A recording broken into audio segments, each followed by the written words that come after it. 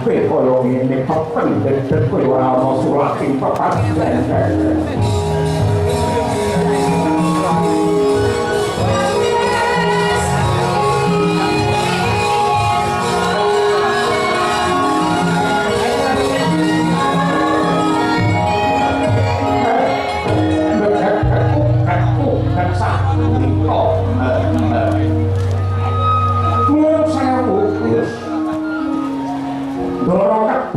Atmara kula mboten maido pancen sampeyan wis netepi jejering satriya kama nanging mung sewu menungsa niku yen uripe saya kandel panembahe lan saya becik kang dadi pakartine yektine malah saya gedhe cobane. Nanging pacoban menika yektosipun dados rabuke iman lan kangge njembarake rasa sabar. Kejawi saking menika manungsa niku ora bisa uwal saka tembung diuja lan diuji. Wong urip niku ora bisa ninggalake tembung diuja lan diuji. Wong yen diuja mesti bakal diuji, wong yen diuji bakal ya diuja. Mula antarane diuja lan diuji kuwi rong perangan sing ora bisa dipisahake. Mula kudu setiti permati lan ngati-ati. Wong sugih nika ya nampa ujian.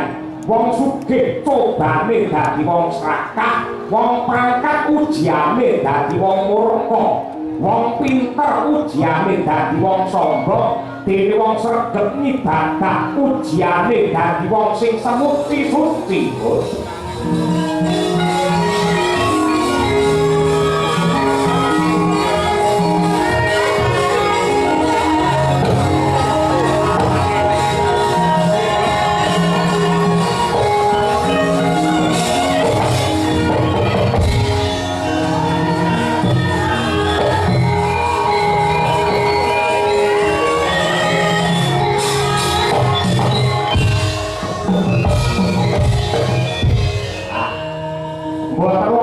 Dinamipun sampeyan ngetuni lakon ing sampun kelampahan.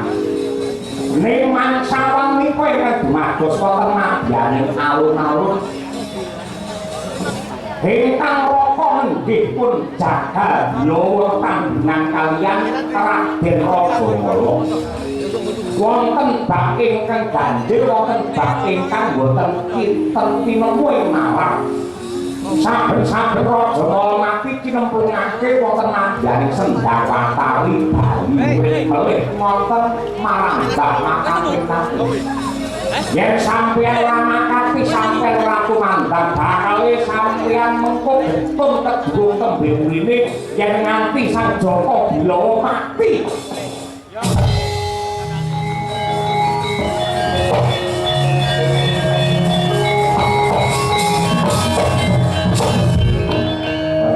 Palungguane apa sing kudu dilakukan. Lepaske mantibake wonten Sendawatari bar niku mangsung donga kira-kira lakone niki mangke pripun Sira Jawa?